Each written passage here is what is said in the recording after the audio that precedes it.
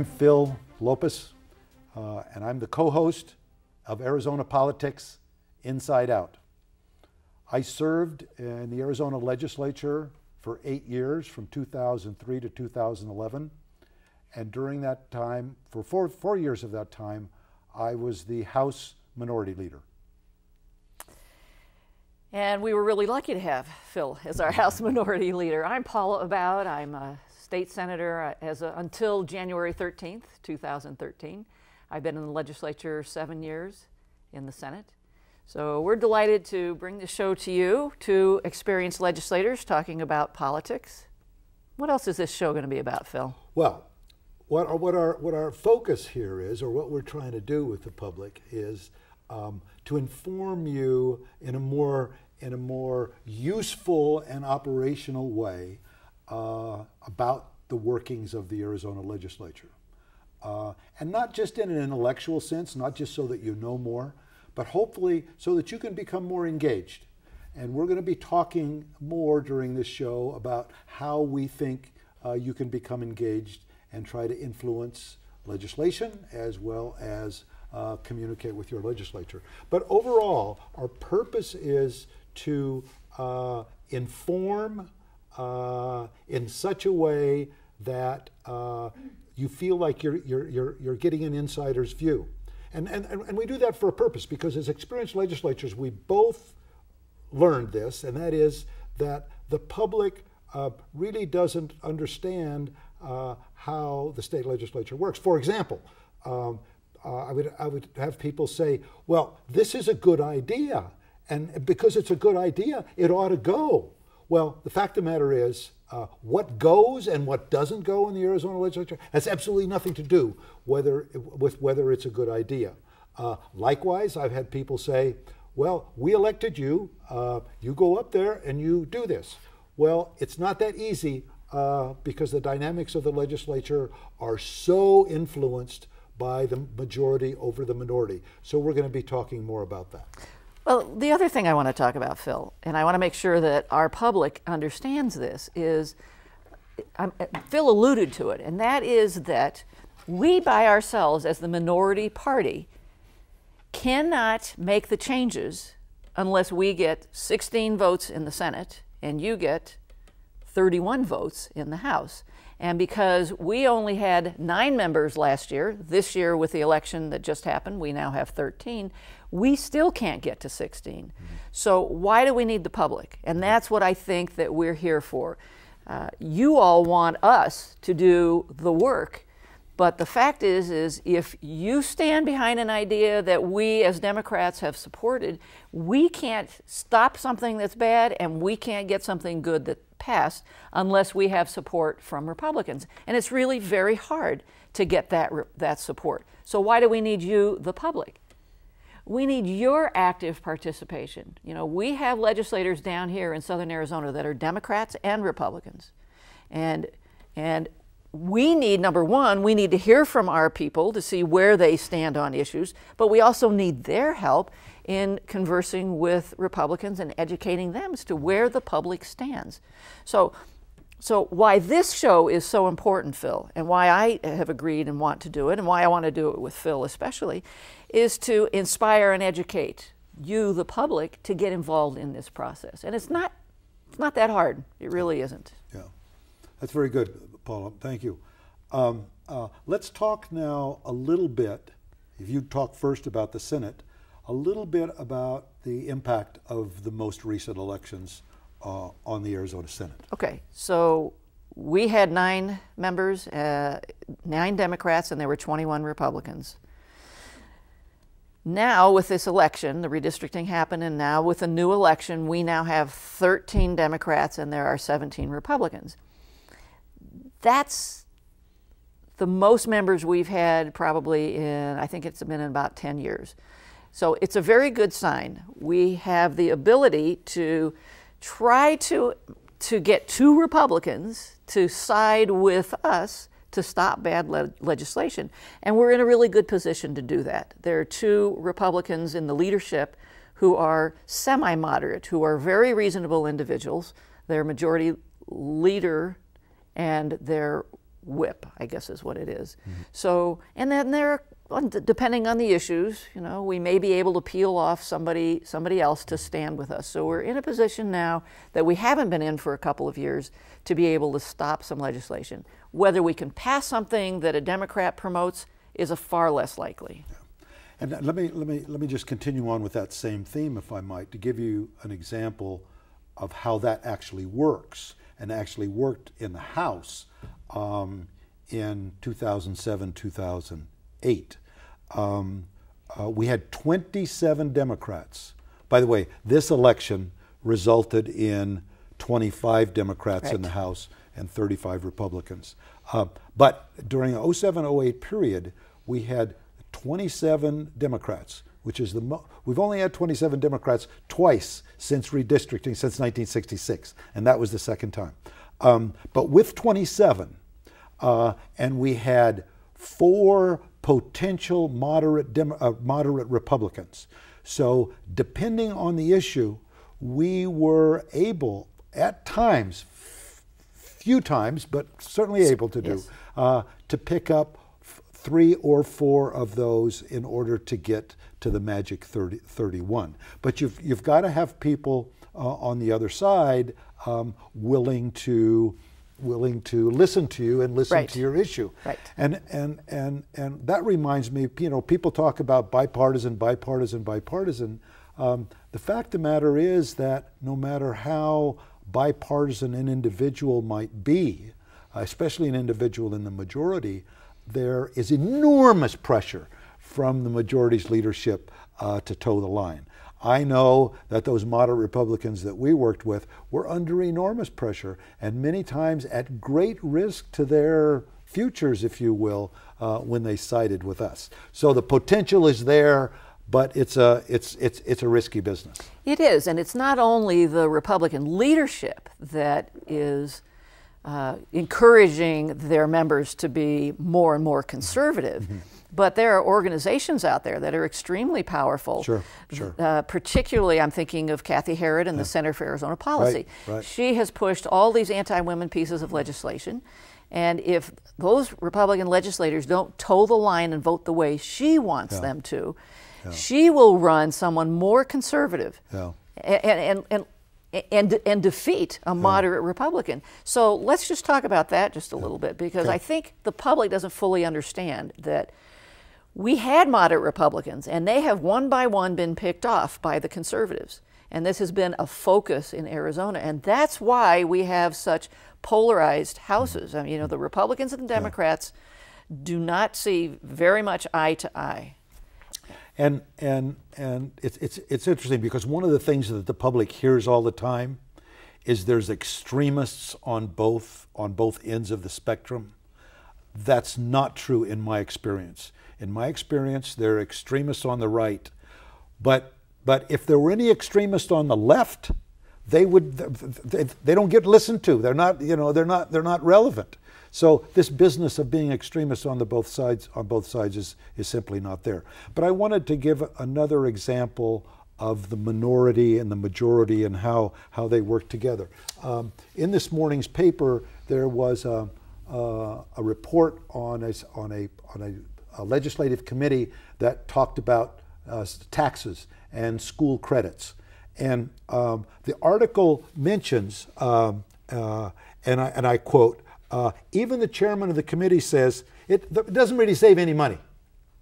So one asks oneself, you know, if this doesn't save any money, why are we doing this? Well, the fact of the matter is the reason we're doing it is because the committee chair has the wherewithal to bring a bill to be heard and push it, regardless of whether there's any data to show that the thing actually works. And this is what we refer to as the difference between data-driven legislation or research-based legislation and ideology. And when you've got a majority of this size, the ideology in many instances controls. And the ideology in this case is that chairman with his bill thinks it's more important to give parents control over where their school goes than it is the financial health of the state. So that's another example. Well, so let's talk about ideology, because ideology in the legislature is, in a way, it's controlling so many issues there. So many issues regarding women. And we've seen over the last 4 years in Arizona, 30 anti-women pieces of legislation have been run. Now, the majority of Arizonans do not support taking away a woman's right to choose. And yet, the controlling members of the legislature are ideologically driven to where their churches and their ultra-conservative members are pressuring them to continually take away women's rights in terms of choosing the ability to have birth control. Yeah, birth control. Birth control. So many people probably don't know this. I'm not sure even if you do. We've been doing these statewide women's rallies to educate folks about some of the bills. 30 bills were presented, 17 have passed in the last 4 years. Just this year, do you know that women are legally pregnant 2 weeks before they have sex? Did you know that? No, I didn't know that. You didn't know that? I didn't know that. And I'm a public health person. I probably ought to know that if it's true. You should. It is true. It is true. It passed. Do you know that women can be fired by their employer if they are using birth control? I didn't know that. You didn't know that? I didn't know that. That's as a result of recent legislation. As a result of legislation that passed this year. Did you know also that, I mean, there's so many of them. I'm trying to think of another one. I think the one that a doctor who is aware after doing tests on a fetus and sees genetic abnormalities is not required by law to share that information with the family. In fact, is absolved from legal liability if they do not share that information with a family. That is astounding. Those are astounding pieces of legislation. I don't believe that the women in this state have supported that legislation, but we have an ideologically driven legislature that's pressured by the likes of Kathy Herod and this so-called Center for Arizona Policy, promoting this agenda against women and against women's rights. Paula, this is a question that often comes up in the public's mind. So if so many people are opposed to that kind of action, why is it that these people continue to get reelected? Perfect question. This is why we're doing the show, Phil. We're doing this show so that we can educate the public. You, a former legislator, did not even know that these pieces of legislation had passed. The media, the public media, the newspapers are so strapped for reporters. We no longer have reporters from Southern Arizona up at the Capitol. So at some of these rallies, individuals have said, I read the paper every day, I'm educated and informed, and I didn't know about these bills. So there are, and then when it comes time for an election, legislators will say, you know, I stand up for education, I stand up for women, but they don't tell the truth. And it's too much for an opponent to stand up for their values and still educate what bills this legislator has voted on that are anti-women, anti-public education, anti-social services. It's too much. And this is why we need you, the public, involved in politics and at least understanding what some of these issues are. Can we talk for a few minutes? I mean, we were going to talk about this later, but let's talk for a few minutes about the public member that reads the newspaper every day, watches news on television, but still doesn't know this stuff. What advice can we give them, give those people, about ways in which they can find this stuff out? Is there some suggestion that you can make how to do that? Well, we want them to watch our show, number one. Okay. Second, we want them, what do we want them to do? You know, the newspaper has typically been the one way that folks have learned about this, the legislation that's coming down from the legislature. Right. So with newspapers not carrying... Well, one of the things that occurs to me, and it's indirect, is that the public could contact the news media, could contact the radio stations, contact the television stations as well as the newspapers and say, listen, why is it that you are not providing us with the kind of information that we in fact need? That might be one of the best recommendations we can make to the public, so that the mainstream media, if you will, gets here's about this from the public, because I ask the question sincerely because I don't know what the answer is. Okay. You know, I don't know how somebody finds out some of this stuff that is not in the newspaper. So this is how I find out information when I'm not in the legislature. And right now the legislature is not in session. And so how do I find out what's going on politically? So I will watch Arizona Public Media, the roundtable at 6:30 on Fridays. On Fridays, but I watch it during the week also. Right. Also at noon, Bill Buckmaster has a show. Not that I'm plugging anybody in particular, but he has a show and he brings political folks on. That's AM 1030. Yeah.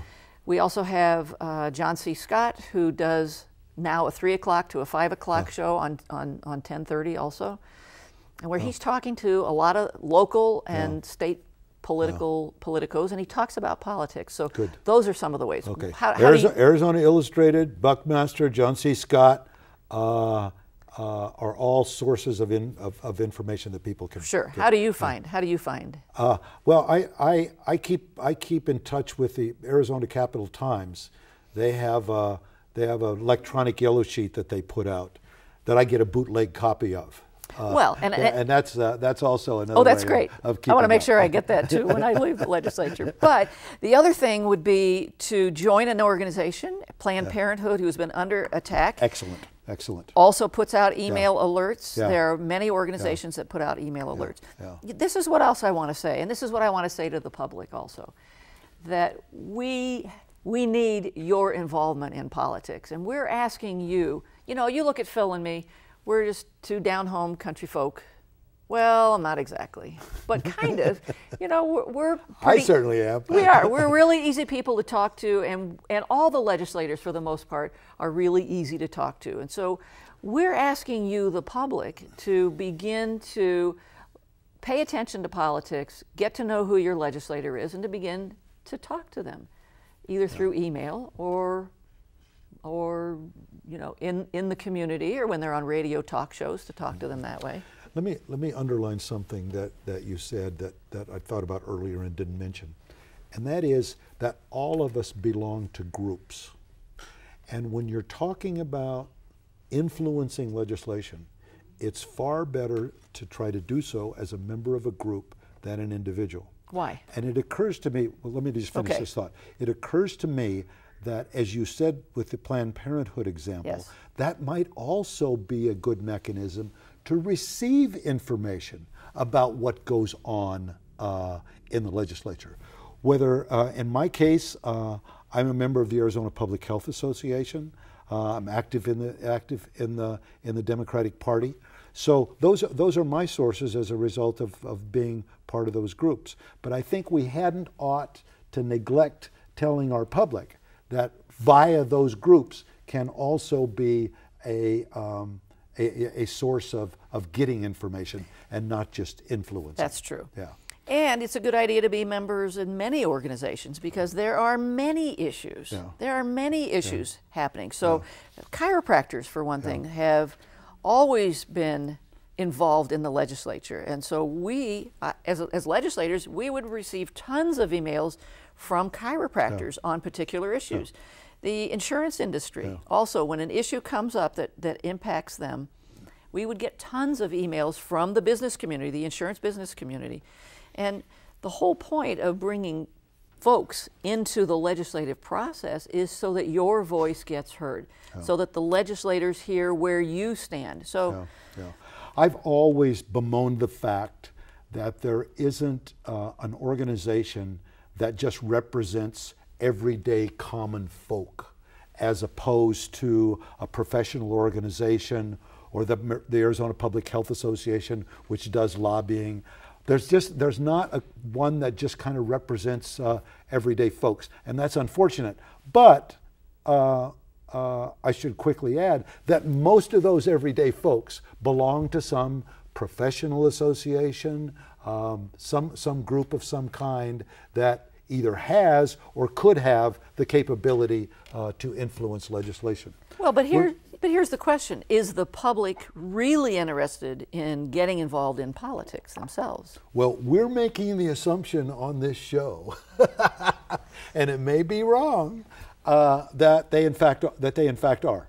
Or at least there's some segment of the population out there that would like to. Certainly based on what I've heard from people and their lack of information about how the legislature really works, I think there is a need for that. Well, but let's make the case. Okay. Let's make the case for the public why they need to be involved in the political process. If you are a Democrat, and there are not, sometimes there are just no Democrat-Republican issues, but sometimes there are. But to actually impact those legislators and how they vote, they need to hear from you. Yeah. But to hear from you out of the blue randomly, they're less likely to listen to you and pay attention to you.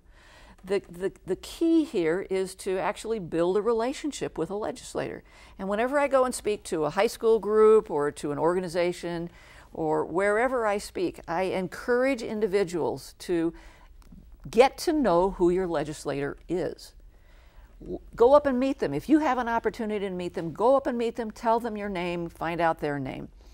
Get the email address for them, and we'll tell you how to get an email address and how to contact them. But begin to build a relationship with them. Yeah. So when I'm at an event and I meet an individual and they tell me a little story about themselves, I say, email me.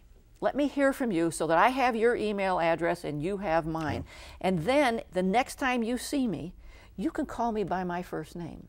And then I'm going to be more likely to listen to you when you write in or call me about an issue.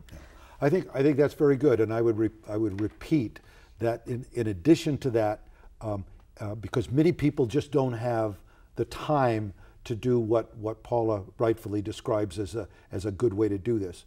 But when you don't, you can rely on your groups, rely on your associations to do that for you. But the result is the same as Paula describes. Whether it's you individually or your group, there has to be some knowledge between the legislator and you.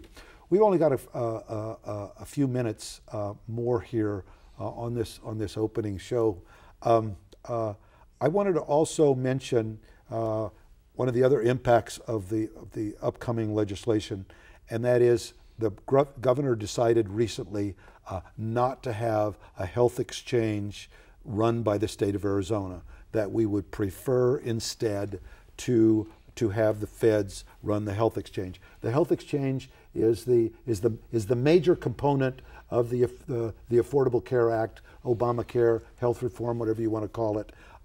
And many people thought that it would be much more advantageous to Arizona for Arizona to run its own exchange. But the governor, for reasons of her own, has decided not to do that. Do you have any views about that? Well, I actually know that the governor wanted the state of Arizona to run that health exchange, but she didn't have the support in the legislature. I sit on the health committee, and I knew that bill was going to go through the health committee, and the chair of the health committee was vehemently opposed to it. I also know that the new Senate president was vehemently opposed to anything related to the Affordable Care Act. So, and this may be an educational moment. Yes. Even though it's the governor's decision, the governor is the one who has to say to the federal government, we either do or do not want to run our own exchange. But she cannot do so without the okay of the legislature. That's Is that right. correct? That's correct. Okay. And so she made it play as though she decided. Yeah. She didn't decide. Yeah. The Senate president decided. Okay. He said, I'm not passing this. It's not going any farther. And so the governor had no power in this. Yeah. And for purposes of our audience, could you just summarize why you think the majority was not in favor of this? Well, the majority in the Senate are ultra-conservatives.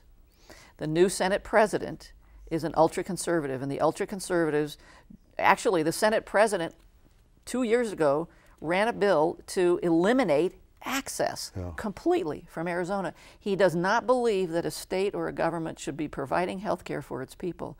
So those individuals are controlling the Senate right now, and the governor cannot get past them. Okay. Okay. Paula, you want to give us a wrap up here? Certainly. And let me thank you, Phil, for our first show and our first stab at talking to the public about inside Arizona politics, inside and out. And thank you for being here with me. Hey, it's great. Yeah. I've always enjoyed working with you, Phil. I never knew what kind of joke. In front of a TV camera, right? You know what I mostly want to encourage folks, and I've alluded to it and come right out and spoken about it, is to build that relationship with your legislator and to talk about the importance of that. Also, since Democrats are such a minority in Arizona and in Arizona politics, it takes more than just a legislator to stop bad legislation and to pass good legislation. If we really all want to change Arizona and do what's good for Arizona, it's going to require those of you that care deeply about issues to step forward and to join us, and to join us by building a relationship with all your legislators. And how do you do that? Who are your legislators?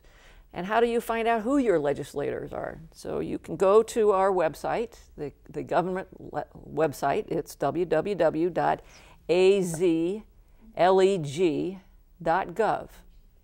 On that website, you can find out who all the members of the Senate are, who all the members of the House are.